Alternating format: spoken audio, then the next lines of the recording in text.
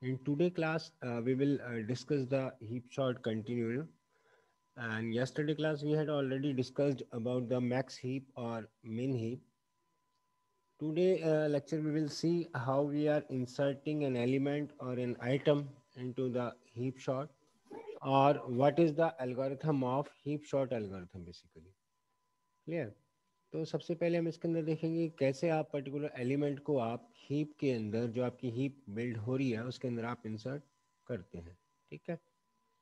तो this is the heap sort algorithm. Our motto is to inserting into a heap. ठीक है. हमारा जो मेन मोटो है यहाँ पर कि हीप के अंदर आप किसी भी एलिमेंट को किस तरीके से आप इंसर्ट कर रहे हैं. Suppose h is a heap. आपको कोई हीप गिवन है एच विद एन एलिमेंट्स. उसके अंदर टोटल नंबर ऑफ एलिमेंट्स हैं आपके n. And suppose n item of information is given.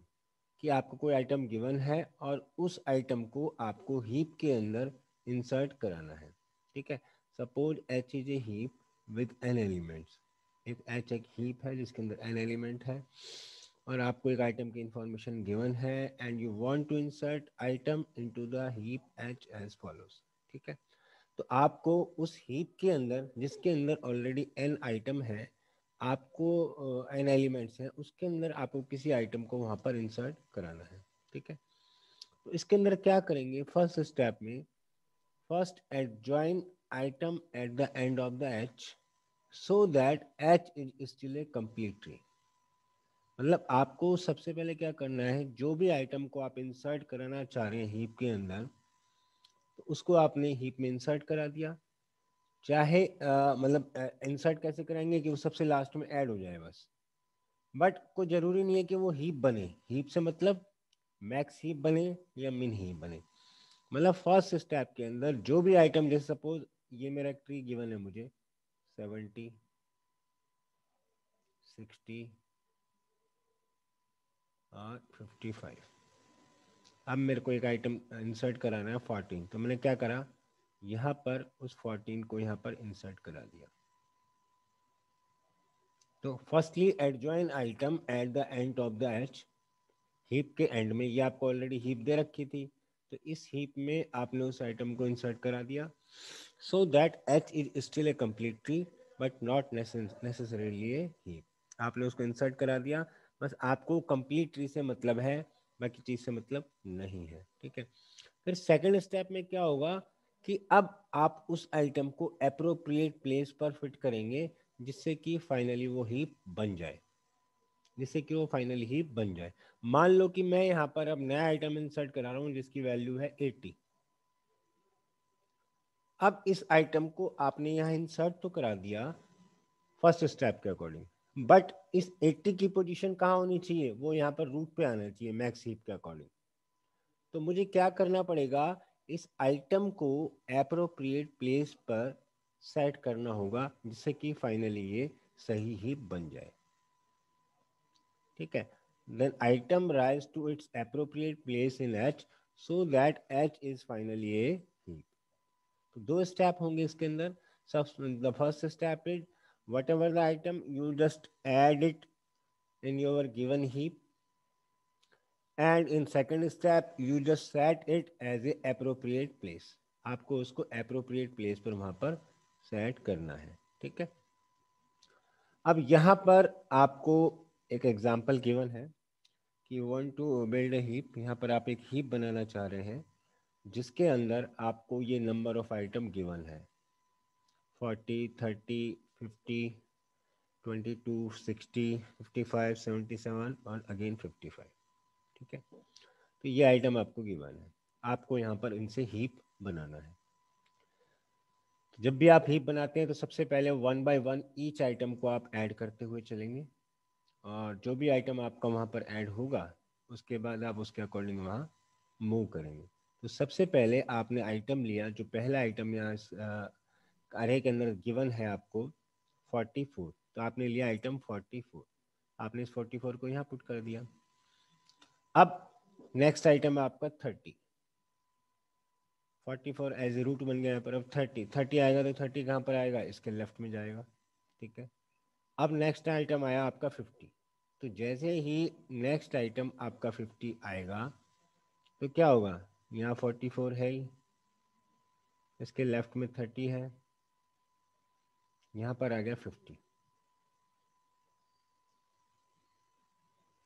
ये आइटम 50 यहाँ ऐड हो गया। लेकिन होना क्या चाहिए, होना तो ये चाहिए ना कि भाई आपने ये आइटम तो यहाँ ऐड कर दिया, लेकिन एक्चुअल में इसकी पोजीशन यहाँ आनी चाहिए। तो आप इसको सेट करेंगे तो 50 यहाँ पर बनेगा, 44 यहाँ आ जाएगा और 30 यहाँ पर आ जाएगा। तो इस तरीके से आपका वो आइटम जो 50 है वो यहाँ पर इंसर्ट हो पाएगा। मतलब आप यहाँ पर हीप को रिकंस्ट्रक्ट कर रहे हैं, उसकी जो सही पोजीशन है वहाँ पर आप उसको मूव ऑन करा रहे हैं। ठीक है। नेक्स्ट स्टेप में आपने इंसर्ट किया है 22, आइटम 22। तो 22 कहाँ जाएगा, 30 के लेफ्ट में जाएगा। अगर इसकी पोजीशन देखें तो बिल्कुल सही है, ये 30 से स्मॉलर है। नेक्स्ट में देखें तो नेक्स्ट आइटम आपको इंसर्ट कराना है 60। 60 कहाँ आएगा, 60 आएगा यहाँ पर। But 60 is the largest element in this heap. उस केस में आपको इस 60 को सही पोजीशन पर मूव कराना होगा। और इस 60 की सही पोजीशन को मूव कराने के लिए पहले आप इससे इसको इंटरचेंज कराएंगे, देन फिर आप यहाँ पर जो एलिमेंट आएगा उसको यहाँ से इंटरचेंज कराएंगे। तो 60 पहले यहाँ आएगा और 30 आपका नीचे आ जाएगा। फिर 60 जो आएगा यहाँ पर वो 50 से इंटरचेंज होगा, 50 आपका इधर आ जाएगा और 60 आपका यहाँ मूव कर जाएगा। तो आपकी जब आइटम 60 इंसर्ट होगा तो आपकी हीप कुछ इस तरीके से बनेगी। ये आपकी हीप बनेगी। 60 की पोजीशन ये है, जो भी मैंने इंटरचेंज किया है उसको डैशेज लाइन से शो किया है, 60 50 30। ठीक है। तो ये आपका आइटम इंसर्ट हो गया 60 यहाँ पर। अब आपको नया आइटम इंसर्ट कराना है 55। तो 55 कहाँ इंसर्ट होगा, इस 44 के लेफ्ट में आएगा। बट 55 की सही पोजीशन क्या होगी, आदित्य आर्यन, आदित्य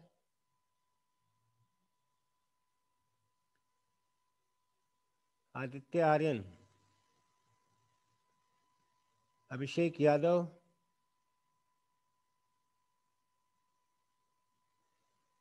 आप दोनों को रिमूव कर रहा हूं मैं यहाँ से क्लास से।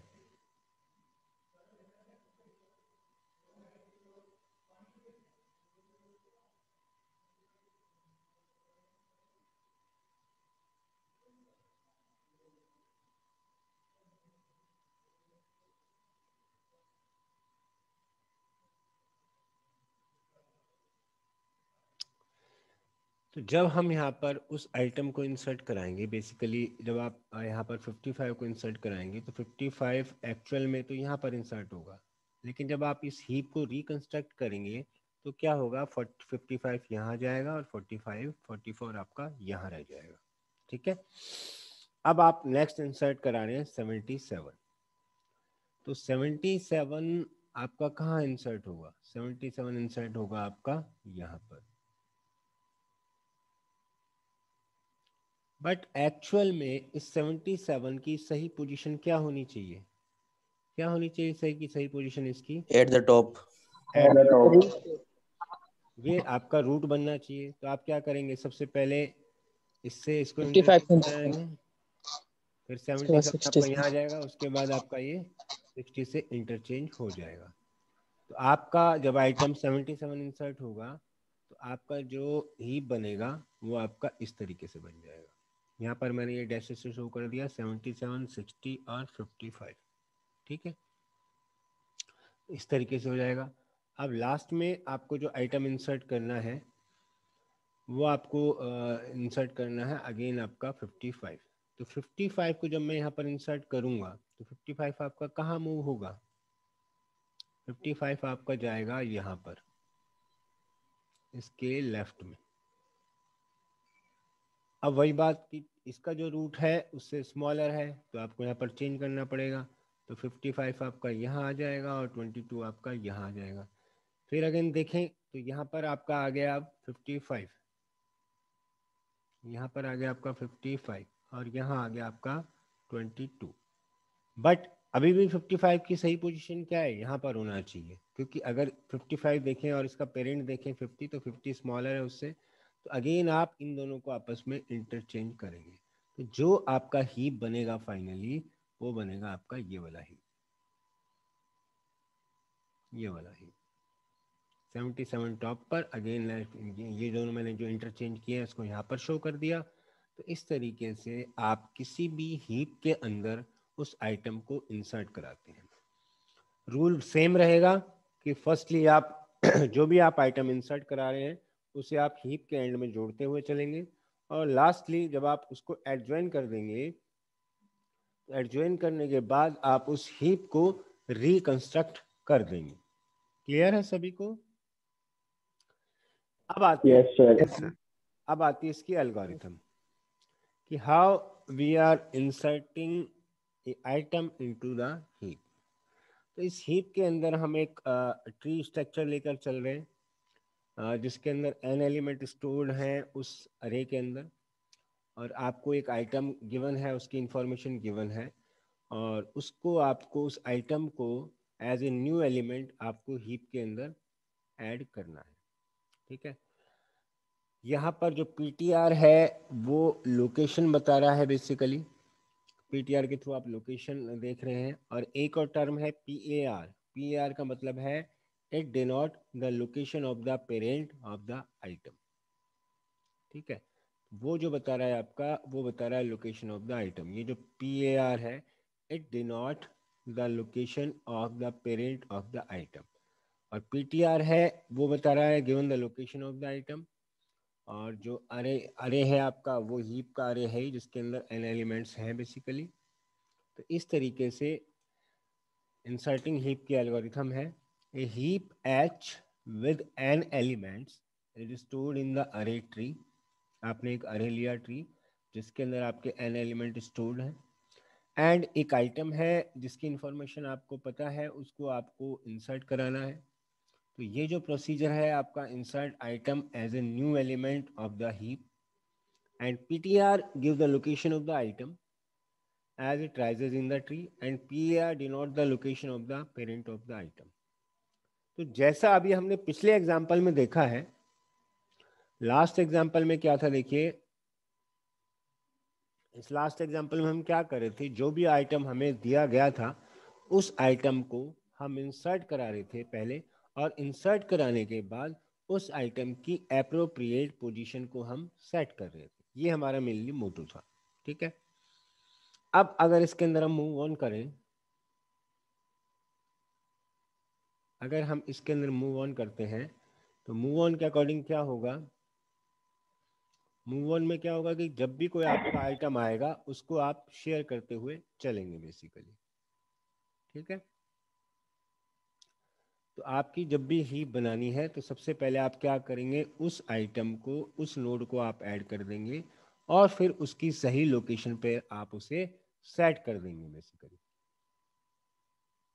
ठीक है, तो अब अगर हम इसके अंदर देखें, फर्स्ट स्टेप जो होगा, add new node to h and initialize the PTR. मतलब आपने क्या किया, ऑलरेडी उसके अंदर आपके n एलिमेंट थे, आपने n की वैल्यू 1 से बढ़ा दी है क्योंकि आप एक नया आइटम ऐड करने चाह रहे हैं, तो n इक्वल्स टू n+1 हो गया। और ptr जो है, जो आपका ptr है, जो पॉइंटर आपका वेरिएबल है, वो नए वाले n को डिनोट कर रहा है। ठीक है, तो यहाँ पर आपने क्या किया कि n की वैल्यू 1 से इंक्रीज कर दी, n इक्वल्स टू n+1 हो गया, क्योंकि ऑलरेडी उसके अंदर n एलिमेंट है और आप एक नया आइटम वहाँ पर ऐड करना चाह रहे हैं। तो यहाँ पर सेट हो जाएगा आपका ptr equals to n, new वाला n। न्यू वाला n में क्या है, n की वैल्यू n+1 हो गई। तो ये तो आपका एक नया नोड वहाँ पर ऐड हो गया। अब आप लोकेशन ढूंढेंगे, find the location to insert the item. ठीक है, इसके लिए आपको ये चारों स्टेप रिपीट करने होंगे। Repeat step 3 to 6 while PTR is lesser then 1। जब तक आपका पीटीआर रूट तक सर्च नहीं कर लेता, तब तक आप इन चारों स्टेप को रिपीट करेंगे। जब तक आपको वो लोकेशन नहीं मिल जाती है बेसिकली। ठीक है, सबसे पहले जो पेरेंट हम देखेंगे उसको हम सेट करेंगे parent equals to lower bound of PTR is lesser divide by 2। This is the lower value. ये मैंने इस तरीके से लिखा है, देखो पीटीआर, इसको ध्यान से समझना आप, पीटीआर डिवाइड बाय 2, इसका मतलब this will give the lower bound. ठीक है, तो we are just finding out the location of the parent node. ठीक है, हम एग्जाम्पल से चलते हैं। अगर मैं इस एग्जाम्पल में देख रहा हूँ, देखो सपोज यहाँ पर मैं आइटम 22 को सर्च करा रहा था, इंसर्ट कराना है मुझे, तो ये जो भी आपकी पोजीशन आ रही है, जैसे कि सपोज आपका ये 1 था, ये 2 आइटम है, ये 3 है और ये आपका 4 है। तो आप क्या करेंगे, ये लोकेशन मेरी 4 है, मुझे इसका पेरेंट सर्च आउट करना है, तो 4 divide by 2 and lower bound of this.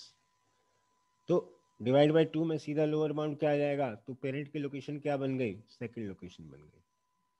अब जैसे सपोज मैं यहाँ पर सर्च करना चाह रहा हूँ 1 2 3 4 5, तो 5 डिवाइड बाई 2 लोअर बाउंड, इसका मतलब क्या होगा 2.5, और 2.5 का लोअर बाउंड क्या होगा 2 होगा, तो ये आपकी लोकेशन बन गई पेरेंट की। तो यहाँ पर जो आपका वेरिएबल पी ए आर है वो इसको शो करेगा बेसिकली। क्लियर है सभी को? Yes sir. तो ये जो है बेसिकली, ये वाला जो पॉइंट है आपका, वो शो करता है आपके पेरेंट की लोकेशन को। ठीक है, तो इस तरीके से आपको पेरेंट की लोकेशन मिलती है। तो अपन स्टेप कर रहे थे, रिपीट स्टेप 3 to 6।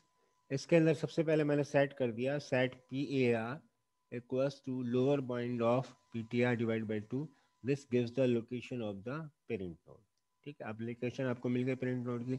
अब आप कंपेयर करते चलेंगे, वही अगर पेरेंट आपका स्मॉल है और वो बड़ा है तो उससे आप उसको इंटरचेंज कर देंगे।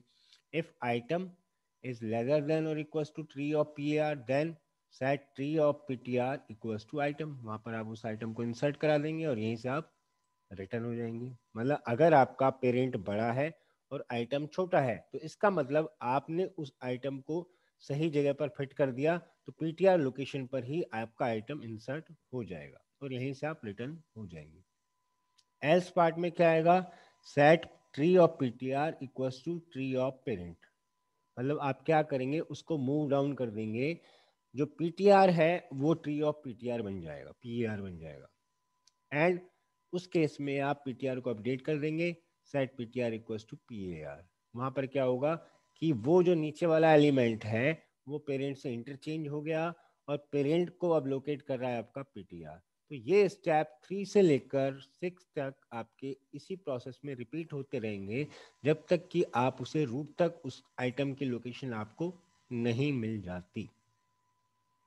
और फाइनली अगर आपको नहीं मिलती है उसकी लोकेशन, मतलब वो सबसे बड़ा वैल्यू है, तो उस केस में उस आइटम को आप एज ए रूट बना लेंगे। मतलब अगर इसका सॉल्यूशन स्टेप 3 से 6 में नहीं फाइंड आउट हो रहा है, इसका मतलब वो एलिमेंट सबसे बिगेस्ट है, तो वहां पर ट्री ऑफ 1, ट्री का फर्स्ट एलिमेंट जो होगा वो आपका आइटम बन जाएगा, यानी कि वो आपका रूट बन जाएगा। जैसे कि अगर हम ये लास्ट प्रीवियस एग्जांपल में देखें तो यहाँ पर क्या था, जब हम आइटम 77 को यहाँ पर इंसर्ट करा रहे थे, तो 77 जैसे इसमें मुझे आइटम 77 को यहाँ पर इंसर्ट कराना है, तो 77 को अगर मैं इसमें सबसे कंपेयर कर लूंगा तब भी मुझे वो आइटम नहीं मिलेगा, चाहे मैं नीचे रूट से नीचे से लेकर रूट तक उसको सर्च कर लूँ।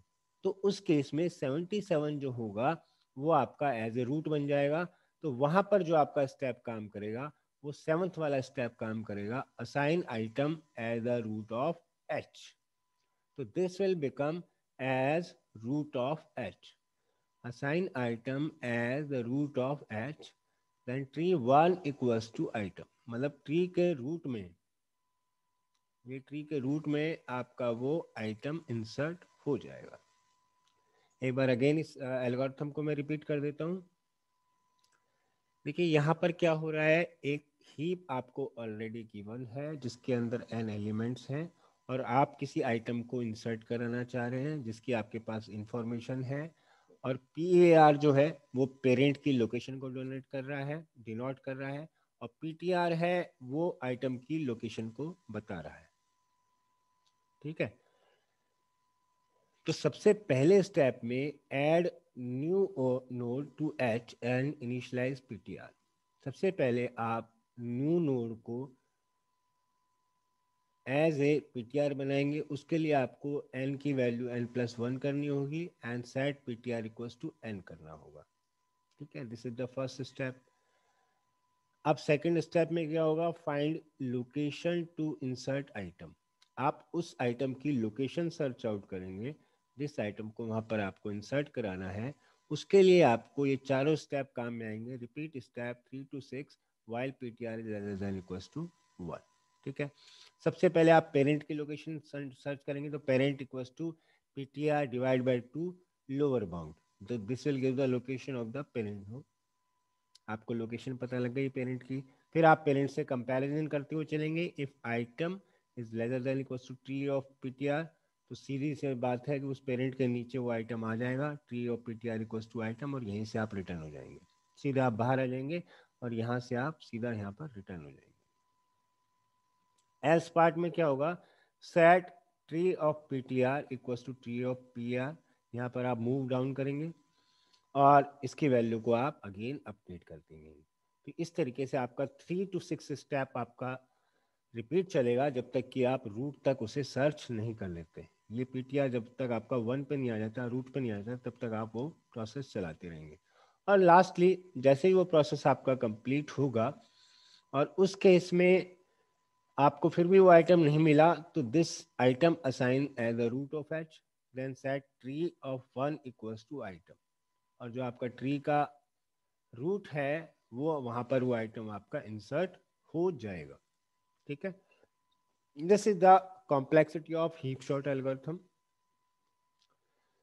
सपोज मैक्स आप, और मिन दोनों के लिए क्या नहीं एल्गोरिथम में? नहीं, ये मैक्स के लिए, मिन के लिए उल्टा हो जाएगा। अच्छा। मिन के लिए जब हम देखेंगे तो मिन के लिए उल्टा होगा, यहाँ पर ग्रेटर का साइन आ जाएगा, हम्म।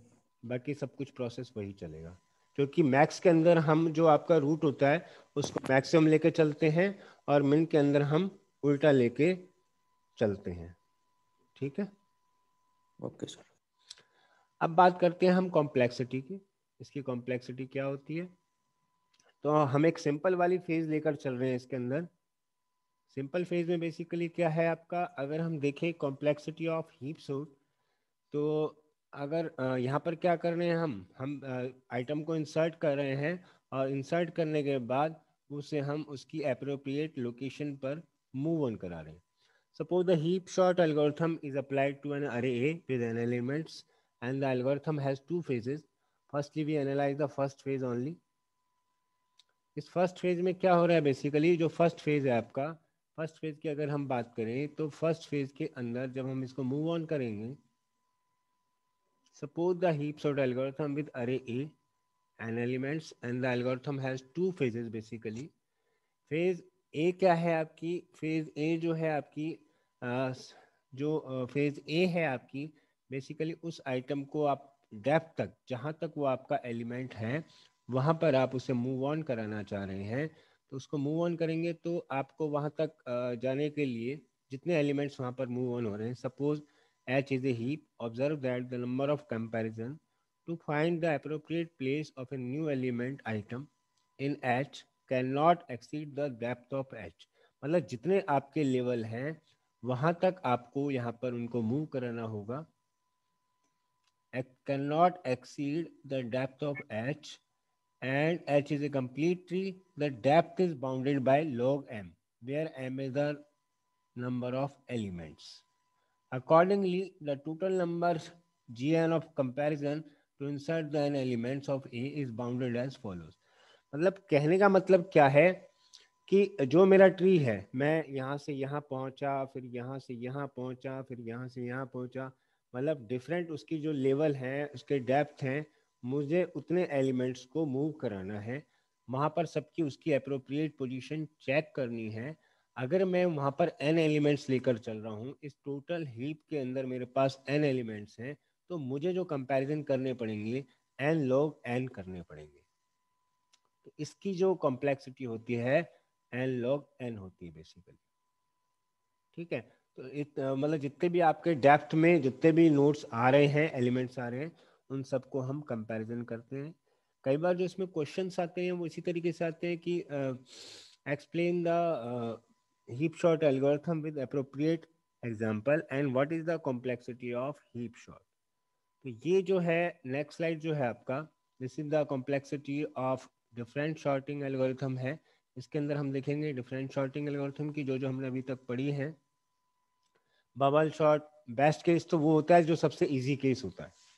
ठीक है, नॉर्मली अगर हम कॉम्प्लेक्सिटी लिखते हैं तो वर्स्ट केस की और सेकंड केस में एवरेज केस की। तो वर्स्ट केस की कॉम्प्लेक्सिटी आपको याद होनी चाहिए।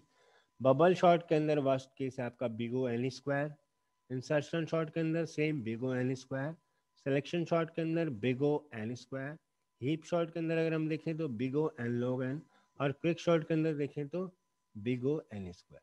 तो ये आपके डिफरेंट केसेस हैं जब आप उस कॉम्प्लेक्सिटी को आप डिस्कस कर रहे हैं बेसिकली। तो these are the different complexity. और क्विक शॉट के अंदर हमने जब पहले देखा था बिगो एन स्क्वायर है, selection sort is also big O n square, and insertion sort is big O n square, and bubble sort is big O n square. तो this is your, sir screen green हो गई। एक मिनट एक minute,